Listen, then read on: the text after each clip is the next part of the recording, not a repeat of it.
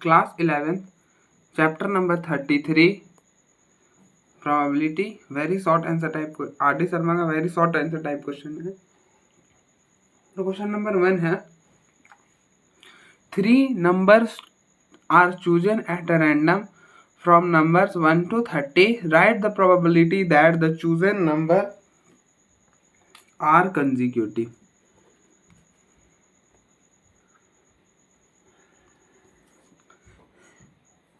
ठीक है, अब देखो पहला स्टेटमेंट क्या बोला, 3 numbers are chosen at a random from numbers 1 to 30. तो total number of ways in which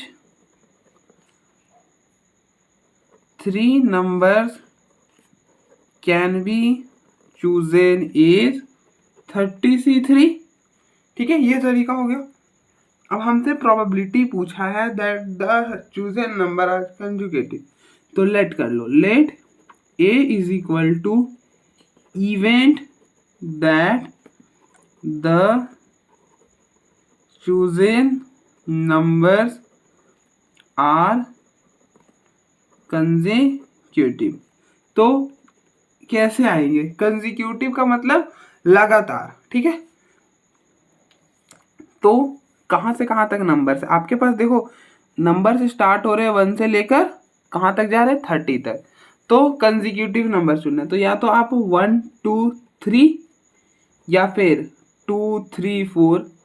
ठीक है, ऑब्वियस सी बात है ना, आप इसी ऑर्डर पेयर में चुनोगे, क्योंकि आप फिर 2 1 3 4 तो कभी ले ही नहीं पाओगे, क्योंकि they are not consecutive. Consecutive का मतलब है लगातार, जब भी आप लोगे तो लगातार वे में लोगे।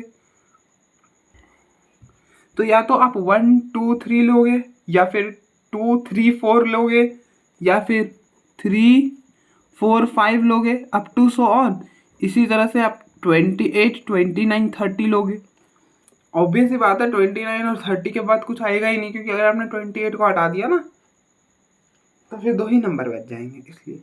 और ये टोटल कितने हैं, आप देखो 1 से काउंट करो, 1 2 3 और 28, तो ये कितने हैं 28 हैं। That is number of elements in A is 28। तो हेंस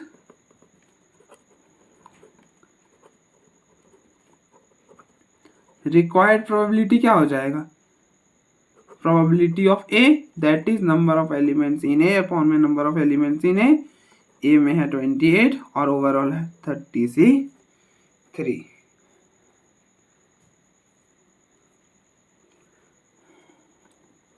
तो 28 it will B 30 29 28 by 3, sorry 3 2 1, तो ये हो गया 10 5, तो इट विल बी 1/45। तो प्रोबेबिलिटी हो जाएगा 1/45। ठीक है, आई होप आपको समझ आया होगा। नेक्स्ट हम फर्दर प्रोसीड करते हैं, देख लो आप एक बार।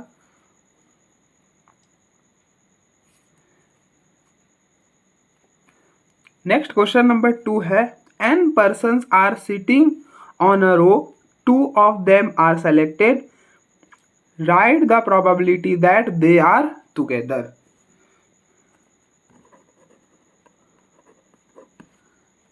क्या कह रहा है कि n पर्सन्स एक रो में बैठे हुए, मतलब 1 person 2 person 3 person and up to so on, इस टाइप से n पर्सन बैठे हुए हैं। ठीक है, तो ये पूछ रहा है कि क्या प्रोबेबिलिटी होगी, a person sitting a row, 2 of them are selected, write the probability that they are together। तो इन पर्सन में से 2 लोगों को तो पहले सेलेक्ट करना है। ठीक है, तो उसका हम निकाल लेते हैं। Total number of ways in which 2 persons can be selected from n persons is nc2 और nc2 मतलब n फैक्टोरियल अपॉन में n माइनस टू का फैक्टोरियल और 2 का फैक्टोरियल मतलब it will be n minus 1/2। ठीक है, और consider a is equal to event that they are together.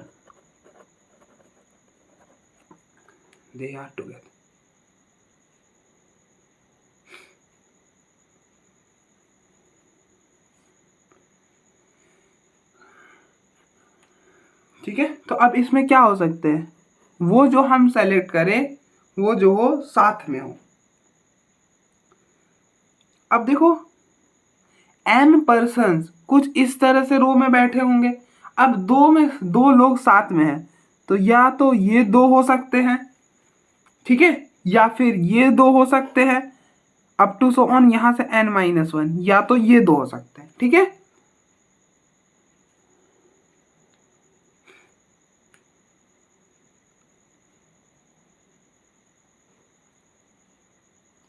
तो कितने ऑप्शंस बनेंगे, कितनी ऑप्शन बनेंगे आप सोचो। या तो 1-2 हो सकता है, या तो 2-1 मतलब या तो 2-3 हो सकता है अप टू सो ऑन, या तो n-1 n हो सकता है।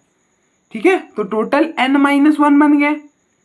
ठीक है, देखो n person are sitting in a row मतलब ऐसे एक रो में बैठे हुए हैं। अब इनमें से दो लोग ऐसे चुनने हैं जो कि साथ में बैठे हों, तो ऑब्वियस बात है या तो लेट अस ये 3 वाला ऐसे भी हो सकता है, बट वी आर इमेजिनिंग। ठीक है, चीज़ों को हम इमेजिन करना चाह रहे हैं कि अगर हमें ऐसा देखना है कि दो लोग साथ में बैठे हुए तो या तो ये दो लोग हो सकते हैं या तो फिर नेक्स्ट वाला दो हो सकता है। मतलब कंसेक्यूटिव टाइम की बात हो रही है। ठीक है, सेम ही चीजें बात हो रही है। तो इस तरह से हमारे पास कितने ऑप्शन हो जाएंगे, n-1 हो जाएंगे। ठीक है, तो इसी तरह से रिक्वायर्ड प्रोबेबिलिटी क्या हो जाएगा,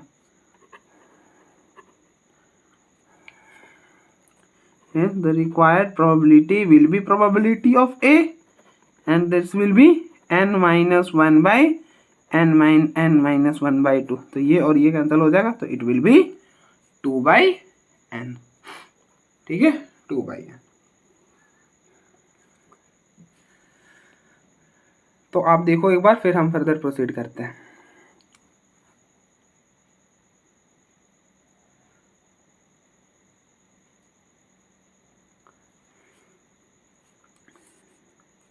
नेक्स्ट क्वेश्चन नंबर 3 है, a single letter is selected at a random from the word this, what is the probability that it is a vowel। ठीक है, ये कह रहा है कि इस लेटर मतलब प्रोबेबिलिटी एक लेटर है, इससे एक लेटर को हम सेलेक्ट कर रहे हैं, पर आप प्रोबेबिलिटी बताओ कि वो क्या प्रोबेबिलिटी है कि वो वोयल ही निकल कर आएगा। ठीक है, तो एक लेटर को सेलेक्ट करने की तरीका क्या है, देखो टोटल लेटर कितने हैं इसमें, 1 2 3 4 5 6 7 8 9 10 11। तो 11 में से एक सेलेक्ट कर रहे हैं तो टोटल नंबर ऑफ वेज क्या हो जाएगा उसको सेलेक्ट करना, 11c1 दैट इज 11। तो लिख लेते हैं,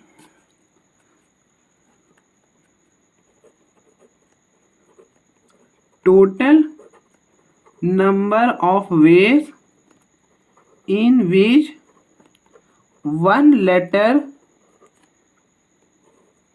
can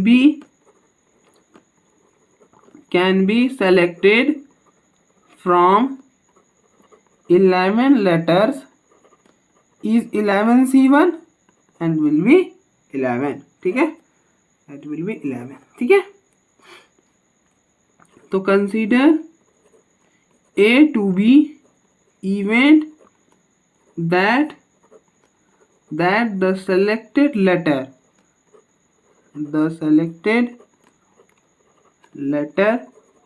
is a vowel। तो इस सेट में क्या आ सकते हैं, वोयल कौन से लेटर है, अब देखो वोयल होते हैं A E I O U, तो बस इन्हीं को काउंट करना। तो O ए आई दिस। तो यही 4 ऑप्शन है, ठीक है, हमारे पास यही 4 ऑप्शन है, इनके अलावा कोई ऑप्शन नहीं है, ठीक है। तो ए में ये आ गए, तो रिक्वायर्ड प्रोबेबिलिटी क्या हो जाएगा 4/11, खत्म। तो हेंस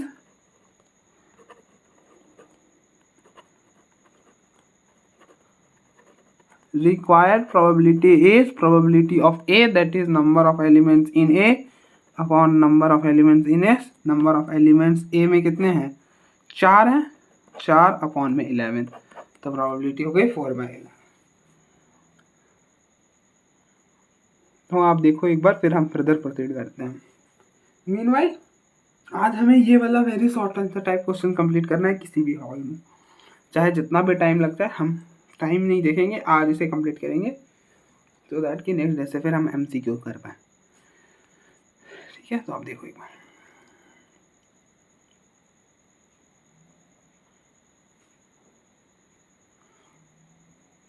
तो नेक्स्ट है question, what is the probability that a leap year will have 53 Fridays और 53 सैटरडेज। ये मतलब एक लीप ईयर हो जिसमें 53 फ्राइडे और 53 सैटरडेज की क्या प्रोबेबिलिटी। आप चाहो इसको एडिशन थ्योरम से भी कर सकते हो या फिर नॉर्मली भी कर सकते हो। मैं एडिशन थ्योरम वाला बता दूंगा, बट नॉर्मली ही कराता हूँ, नॉर्मली थोड़ा इजी पड़ता है, उससे थोड़ा टाइम सेव हो जाएगा। तो करते हैं,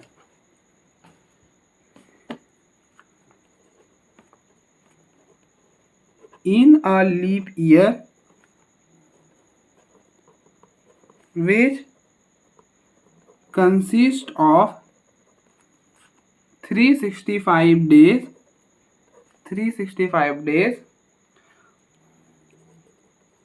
there are 52 complete week and 2 days over, ठीक है। अब देखो एक लीप ईयर में 366 डेज होते हैं, रियली सॉरी फॉर दैट, 365 लिख दिया, ठीक है।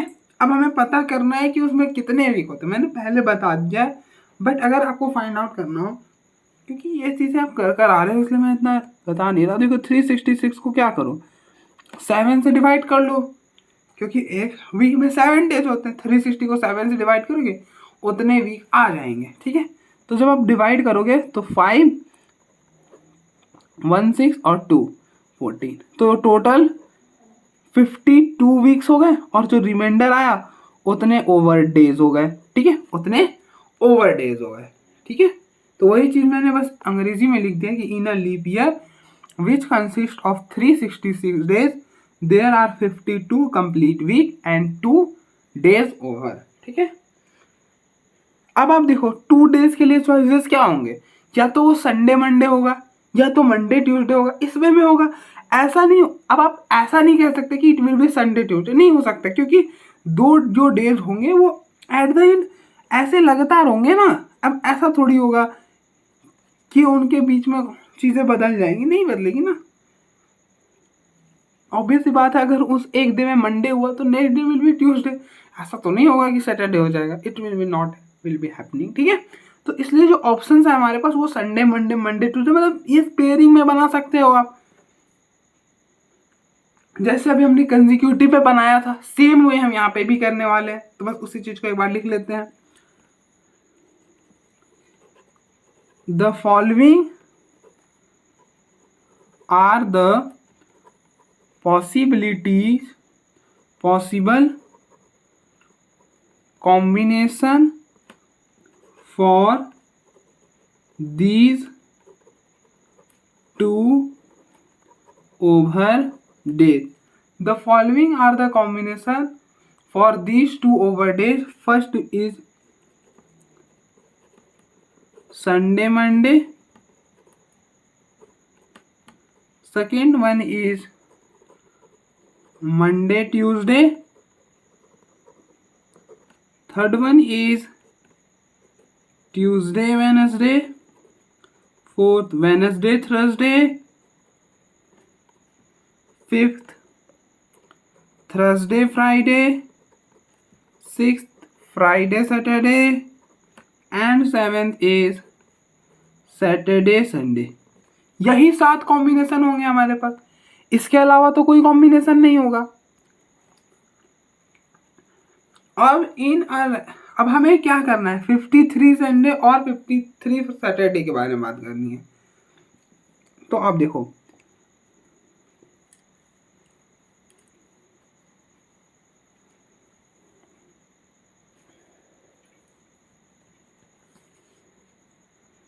तो 53 फ्राइडेज हो जाए या फिर सैटरडे, और है जरूरी नहीं है कि 53 फ्राइडे ही होना चाहिए और 53 सैटरडे होना चाहिए। तो एक केस ये हो सकता है, यहाँ से फ्राइडे हो जाएगा।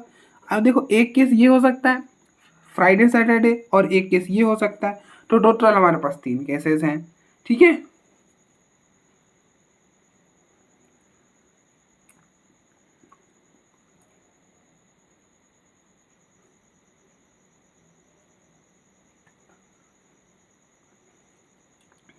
ठीक है, तो in order that a leap year selected at random should contain 53 Fridays और 53 Saturdays। One must be Friday or Saturday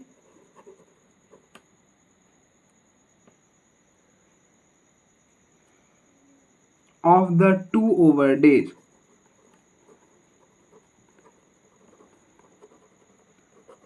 ठीक है, since out of above 7 possibilities, 3 ये 3 that is 5, 6 and 7 are favorable to this event, therefore required probability क्या हो जाएगा। अब देखो, बहुत लोग सोच रहे हैं कि 1/7 क्यों नहीं लिखा भैया जी, 3/7 क्यों लिखा, क्योंकि यहाँ पे और की बात करी थी, या तो फ्राइडे हो या तो सैटरडे। तो यहाँ पे फ्राइडे था इसलिए ये भी काउंट हुआ, यहाँ पे सैटरडे था इसलिए ये भी काउंट हो गया। ठीक है, अब आप इसको चाहो तो भाई एडिशन थ्योरम भी कर सकते हो। इन दैट केस आपको पता है आपको क्या लेना है, 53 फ्राइडे एंड 53 सैटरडे लोगे इवेंट दो। उस केस में एक की प्रोबेबिलिटी 2/7, दूसरे की प्रोबेबिलिटी 2/7, और दोनों मतलब Fridays and Saturdays will be एक, तो 1/7 मतलब 2/7 plus 2/7 minus 1/7, probability will once again come out to be 3/7। ठीक है, तो आप ऐसे भी कर सकते हो, बट टेक टाइम, तो इसलिए मैंने ऐसे ही करा दिया। नहीं, मीनवाइल हम आगे बढ़ते हैं। नेक्स्ट क्वेश्चन नंबर 5 है, 3 dice are thrown simultaneously, what is the probability of getting 15 as the सम।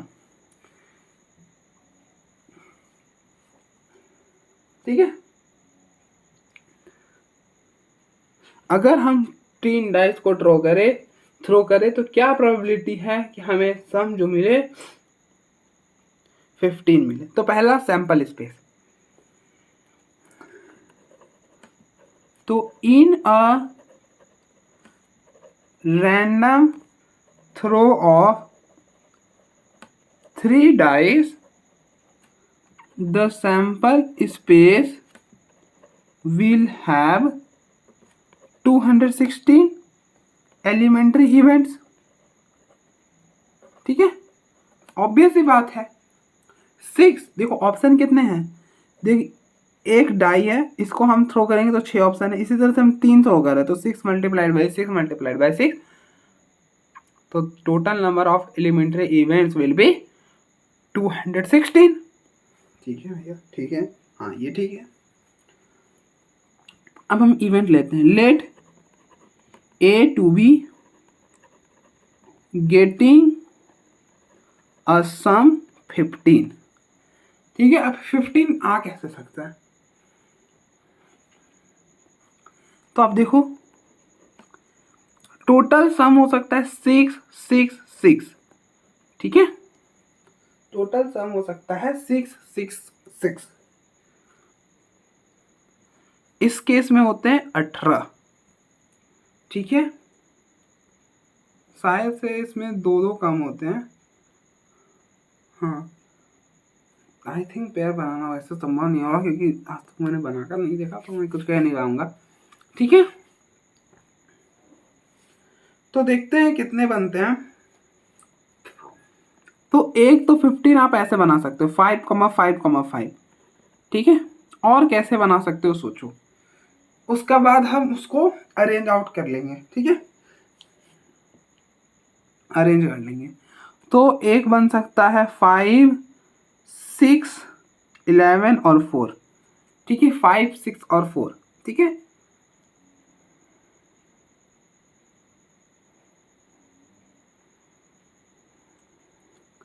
तो एक हो जाएगा 5 6 4 5 4 6। अरे यार यहाँ से 6 आएंगे ना, इनको तीन नंबर्स को अगर हम अरेंज करें तो that is 3 factorial, that is will be 6।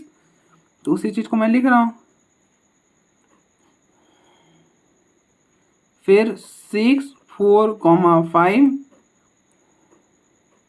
6 5 4 4 6 5 and it will B 4 5 6। ये हो गए 6। यहाँ से अलग कर लो भाई, यहाँ पर स्पेस ऐसे कर लेते। ठीक है, तो अब देखो 1 2 3 को तो यूज करके कभी नहीं बना पाओगे, 4 3 2 का भी यूज कर कर कभी आप बना नहीं पाओगे। तो मतलब उधर तो हम बात करेंगे ही नहीं। अब अगर हम 5 4 का यूज करें 5 4 3 का, तो क्या बन रहा है? ये बन रहा है 9 9 और 3 12, नहीं बन रहा। तो हम ये भी बना नहीं सकते। और 5 6 4 हमने यूज कर लिया है, मतलब एटलीस्ट हमें एक 6 तो रखना ही पड़ेगा। और 5 5 वाला एक यूज कर रखा है। ठीक है, अब हम एक और देखते हैं, 6 5, ये हो गया 11।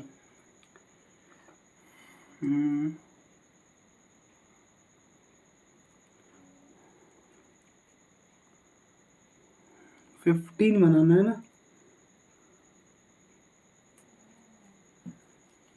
और कैसे बन सकता है 15 को, और कैसे हम ब्रेक कर सकते हैं? हाँ, एक और ब्रेक कर सकते हैं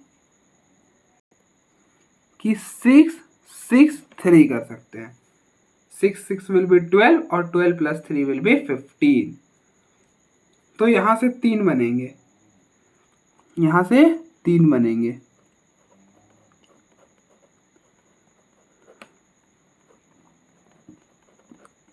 हम्म,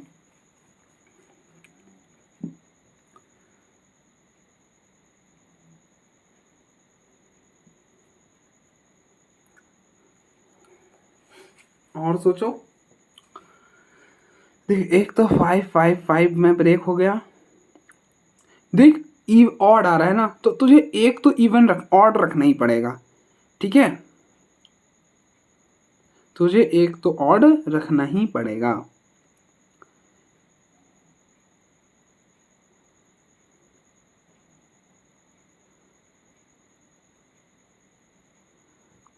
और आई थिंक कैसे ही बनाओगे?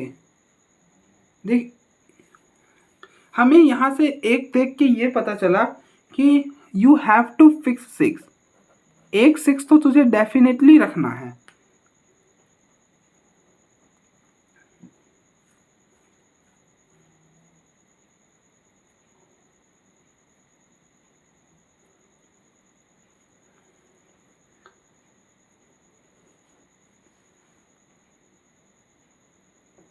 टोटल हुए कितने हैं? 1 2 3 4 5 6 7 8 9 10 हुए हैं।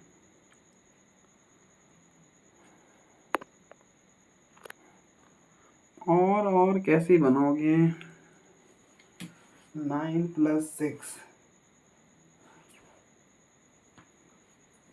आई थिंक और तो नहीं हो पाएगा यार, 10 ही बनेंगे क्योंकि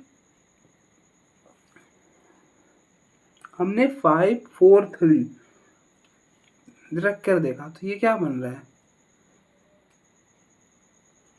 9 12 बन रहे हैं, 12 बन रहे हैं, ये 12 बन रहे हैं ना, 9 और 3 4। मतलब इससे हमें पता चला कि एक पर तो तुझे 6 रखना पड़ेगा। एक तो 5 5 5 वाला हो गया, ठीक है, एक जगह तूने 6 रख दिया। अब दूसरे जगह अगर 6 रखते तो बन जाता 6 और 3। अगर तुझे 6 से छोटा रखना है 5, तो यू हैव टू राइट 4 ना।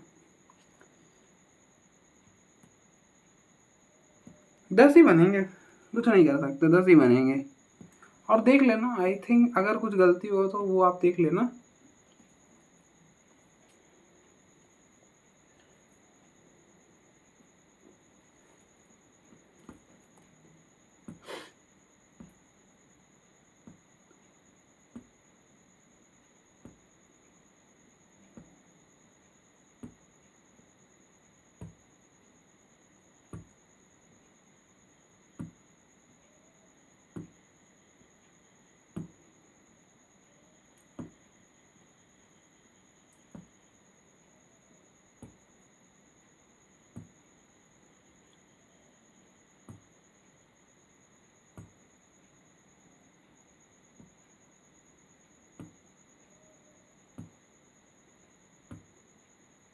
ठीक है, बाकी अगर कुछ गलती होगी तो रियली सॉरी फॉर दैट। तो रिक्वायर्ड प्रोबेबिलिटी हो जाएगी probability of A, that is number of elements in A upon number of elements in S will be 10/260। Let me check एक बार, ठीक है, बिल्कुल सही है, आप देख लो एक बार। तो इसको रिड्यूस भी कर सकते हो, तो इट विल बी 5/108, ठीक है। तो आप देखो नेक्स्ट, फिर हम फर्दर प्रोसीड करते हैं।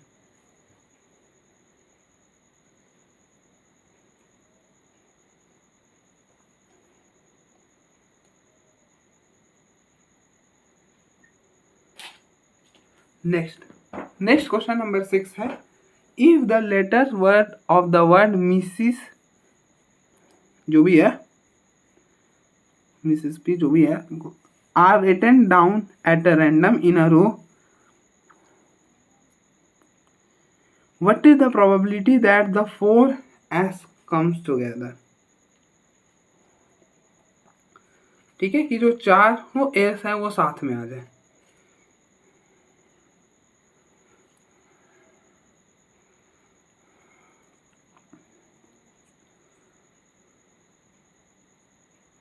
ठीक है,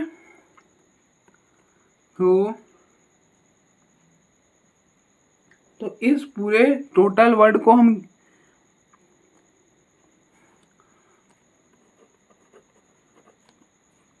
करते हैं, total number of words can be formed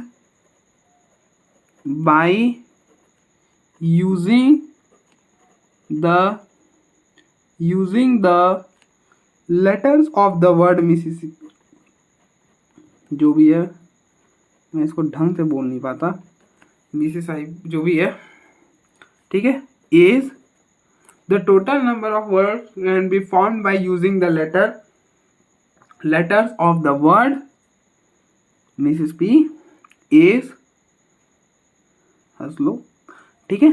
तो is 1 2 3 4 5 6 7 8 9 10 11, total number of words है 11। तो 11 फैक्टोरियल कैसे हम फाइंड आउट करते हैं कि किसी भी वर्ड के लेटर्स के हेल्प से हम कितने वर्ड बना सकते हैं, कैसे फाइंड आउट करते हैं, जितने उस वर्ड में लेटर हैं वो ऊपर में, ठीक है, उतना फैक्टोरियल ऊपर में। अगर किसी भी वर्ड में n लेटर्स हैं तो n फैक्टोरियल ऊपर में, और जितने रिपीट हो रहे हैं, जितने मतलब जो वर्ड जितनी बार रिपीट हो रहा है उस फैक्टोरियल से डिवाइड करते हैं। जैसे आप देखो आई 4 बार रिपीट हो रहा है तो 4 फैक्टोरियल नीचे आ जाएगा, एस 4 बार रिपीट हो रहा है तो 4 फैक्टोरियल नीचे आ जाएगा, पी 2 बार रिपीट हो रहा है तो 2 फैक्टोरियल नीचे आ जाएगा। एज ऐसा कुछ, ठीक है।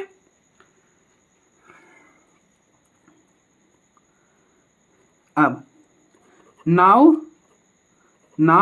The number of words in which 4s comes together is। अब देखो 4s को साथ में रखना है तो चारों s को एक साथ रखी दो, ठीक है।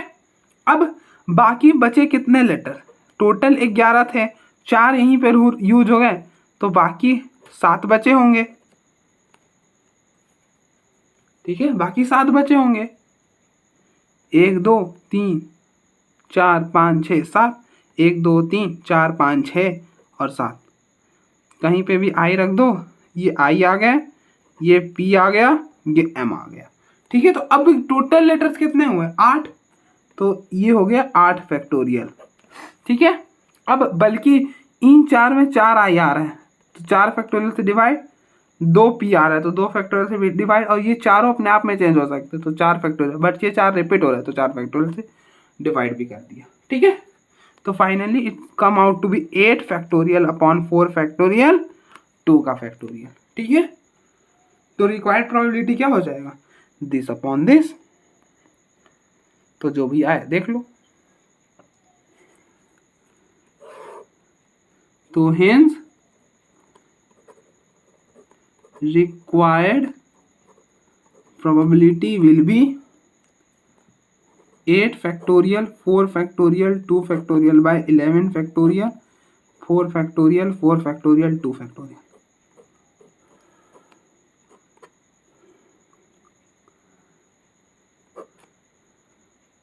यहाँ पर हो जाएगा 1 अपॉन 11 9 10 बाई 4 3 2 1, ठीक है।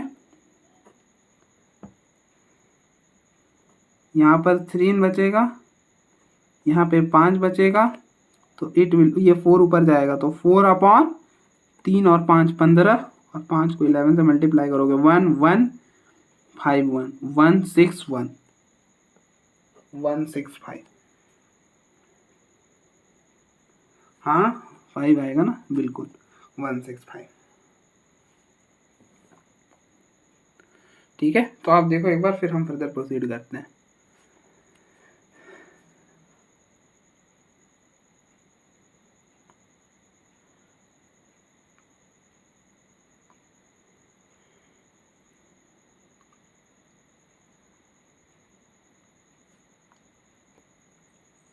नेक्स्ट क्वेश्चन नंबर 7 है,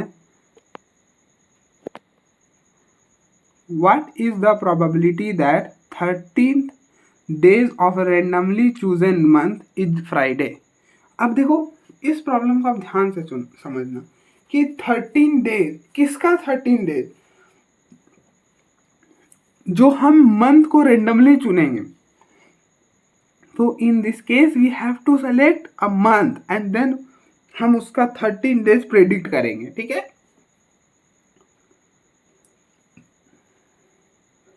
ठीक है, तो यहां पर हमें मंथ को भी सेलेक्ट करना है।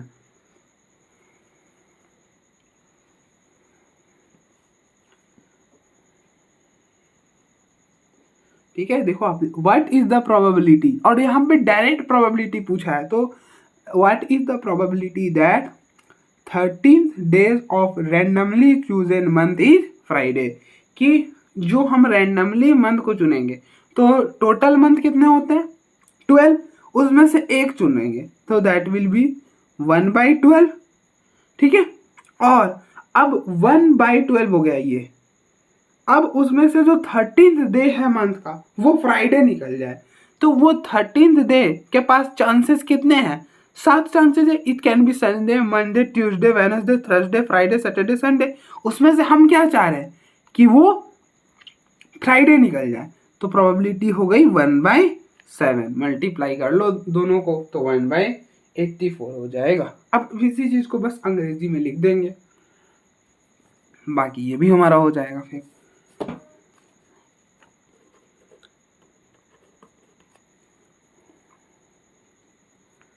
ठीक है, तो number of ways in which 1 month can be chosen from 12 month is 12C1, that will be 12। ठीक है, तो therefore the probability of a month will be 1/12। now 13th day of that month can be Sunday, Monday, Tuesday, Wednesday, Thursday, Friday and Saturday। therefore the probability that it is a Friday, इसकी probability क्या होगी 1/7। तो therefore hence required probability will be 1/12 multiplied by 1/7, that will be 1/84। दोनों multiply क्यों हुआ, क्योंकि दोनों काम होना था इसलिए। तो by which theorem, by which principle, by multiplication principal.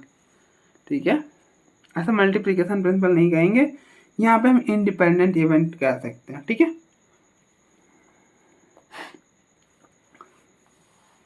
ऐसे मल्टीप्लिकेशन प्रिंसिपल ज्यादा सूट करते हैं। नेक्स्ट क्वेश्चन नंबर 8 है 3 of the 6 vertices of a regular hexagon are chosen at a random। ठीक है, अब आपको पता है हेक्सागोन कैसा दिखता है, थोड़ा खराब बन जाए तो बुरा मत मानना। This is the hexagon. इसमें कितने वर्टिसेस होते हैं, इसमें 6 वर्टिसेस होते हैं, ABCDEF। ठीक है, तो अब इन 6 वर्टिसेस में हम पर्टिकुलर 3 वर्टिक्स को चुन रहे हैं। तो कितने कैसे वेज हो जाएंगे, इन 6 में से 3 को चुनने का 63। बिल्कुल सही है।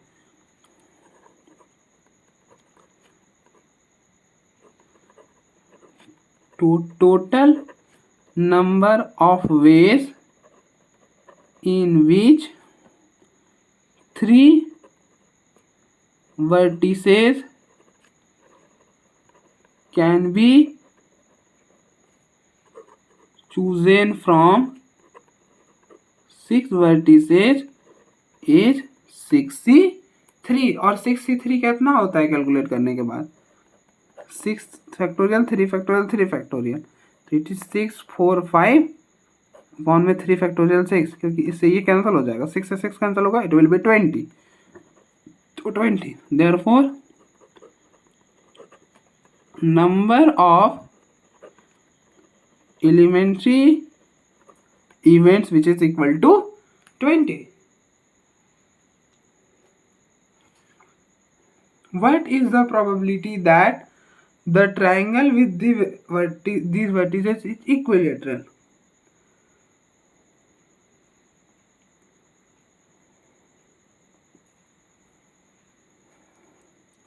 तो नाउ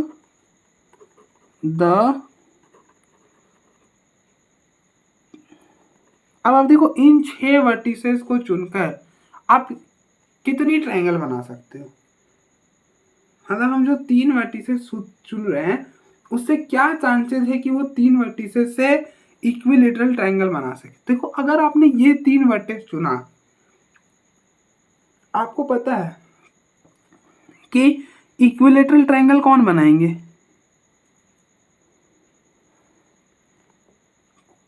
एक तो ये इक्विलेटरल ट्रायंगल होगा, ठीक है, एडजेसेंट वाले को चुनकर बनाते हैं, ठीक है, और एक यहां से बनेगा एडजेसेंट। तो यही दो इक्विलेटरल ट्रायंगल बनते हैं हेक्सागोन में, और बाकी कोई भी इक्विलेटरल ट्रायंगल नहीं बनाता। ऐसे तो आप बना बहुत सारे सकते हो, ट्रायंगल बनाने के लिए 3 चाहिए, ठीक है। तो you can make 20 triangles by using ये एक ये ट्रायंगल हो गया, तो there are 20 triangle, but in those 20 triangle only 2 are equilateral triangle. और वो 2 इक्विलेटरल ट्रायंगल कहाँ से निकल कर आते हैं? बाय एडजेसेंट वर्टेक्स को जो चुनकर हम जो ट्रायंगल बनाते हैं, वही 2 ट्रायंगल जो होते हैं वो इक्विलेटरल होते हैं। The triangle with these vertices are equilateral are in only 2 cases। तो hence required probability क्या हो जाएगा? 2/20। hence required probability is 2/20, तो it is 1/10, ठीक है। और किसी में भी इक्विलेटरल ट्रायंगल नहीं बन सकते। आप चाहो तो बाद में स्टडी कर सकते हो हेक्सागोन के बारे में। It is the very good shape. ये बहुत ज़्यादा सिमेट्रिक शेप है, मतलब पूरे शेप में सबसे ज़्यादा सिमेट्रिक हेक्सागोन होता है, ठीक है। इस पर कंसेप्ट भी है कि मधुमक्खियाँ जो अपने छत्ते में बनाती है वो हेक्सागोनल शेप में क्यों बनाती है, क्योंकि ये सबसे ज़्यादा सिमेट्रिक होता है कि इसमें उन्हें कम वैक्स लगता है बनाने में, वो ज़्यादा मधु को स्टोर कर सकती है एंड ऑल दैट, ठीक है। आप चाहो तो डीपली बहुत स्टडी कर सकते हो, यहाँ पर उतने डीप हम नहीं जाने वाले, ठीक है। तो बस यही 2 ट्रायंगल होते हैं जो इक्विलेटरल होते हैं। नेक्स्ट क्वेश्चन नंबर 9 है, if E1 and E2 are independent event, right the probability of the value this.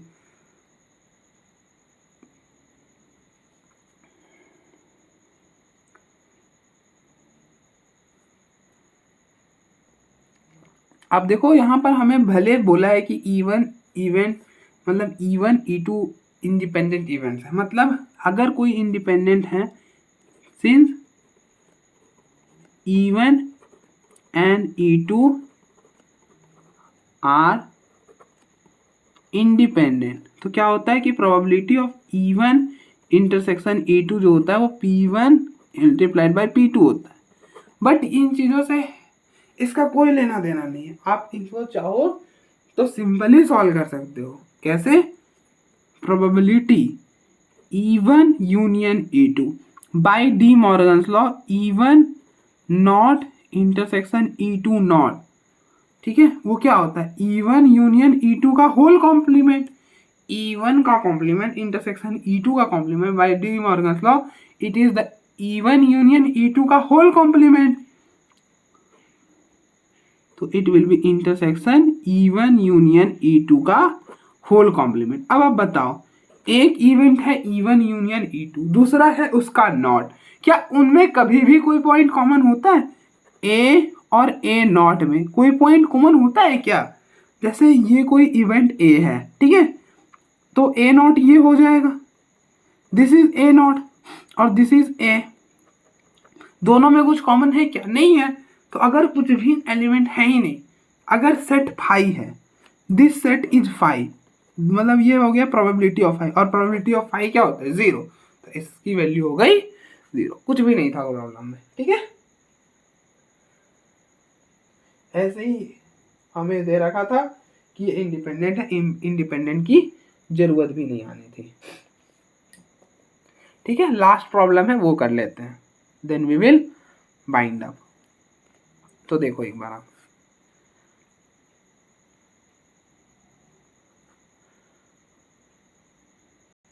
Next question number 10 है कि if A and B are 2 event independent event, ठीक है,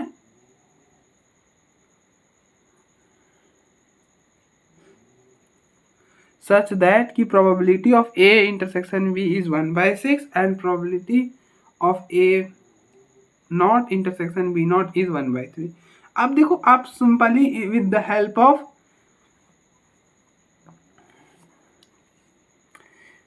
एडिशन थ्योरम ये solve कर सकते हो, but यहाँ पे इंडिपेंडेंट इवेंट के कंसेप्ट आई। तो इंडिपेंडेंट के केस में क्या होता है, अभी मैंने बताया कि दो इवेंट को हम इंडिपेंडेंट तब कहते हैं if the probability of both the events, मतलब the probability of the intersection of the both the event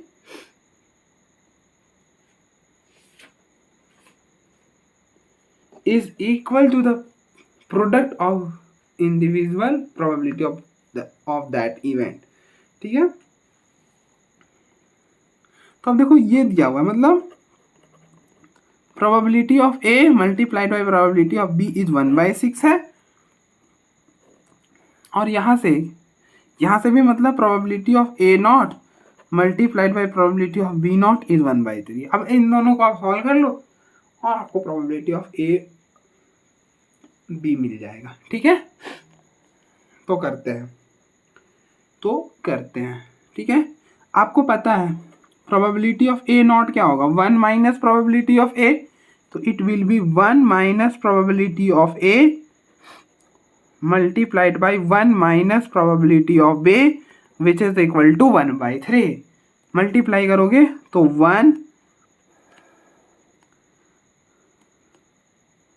1 minus probability of B minus probability of A plus में probability of A probability of B which is equal to 1/3। तो यहाँ से हो जाएगा, इसको रख दोगे तो ये हो जाएगा 1 plus 1/6 minus 1/3 which is equal to probability of A plus probability of B. देखो यहाँ पर स्पेस नहीं है, तो हम इसको यहाँ पर सॉल्व कर लेते हैं। ठीक है, तो यहाँ से हमें क्या मिलेगा, probability of A plus probability of B which is equal to, LCM लोगे तो 6 हो जाएगा, 6 प्लस 1 माइनस 2, तो probability of A plus probability of B will be 5/6। ये इक्वेशन 1। ठीक है,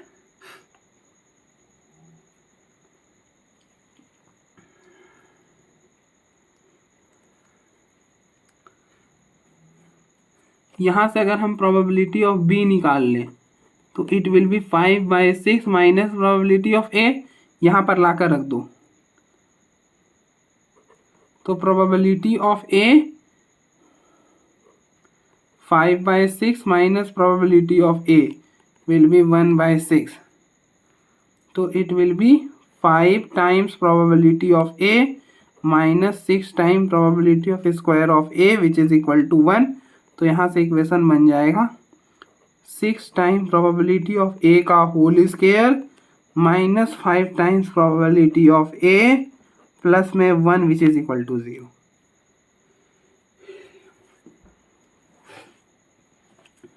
थोड़ा सा डिफिकल्ट दे दिया है इसमें, तो they are from 2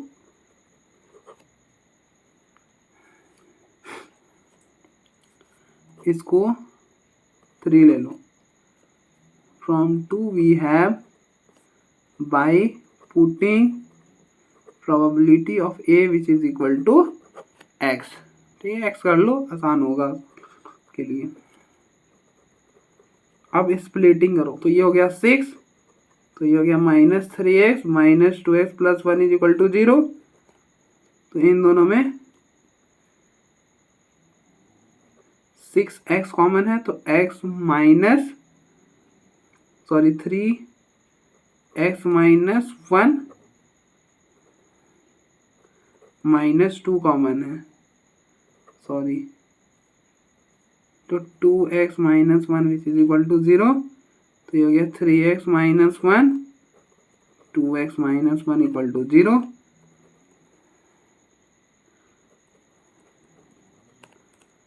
one by 2 आ गई। ठीक है, तो नाउ प्रोबेबिलिटी ऑफ ए क्या हो जाएगा, 1/3 1/2। तो फ्रॉम 3 प्रोबेबिलिटी ऑफ बी क्या हो जाएगा, जब 1/3 होगा तो क्या होगा, 5/6 माइनस 1/3,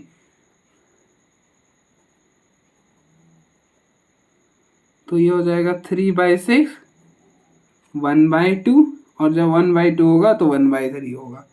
ठीक है, आप यू कैन सी दैट कि 5/6 माइनस 1/3 रखोगे तो 2/6, तो इट विल बी,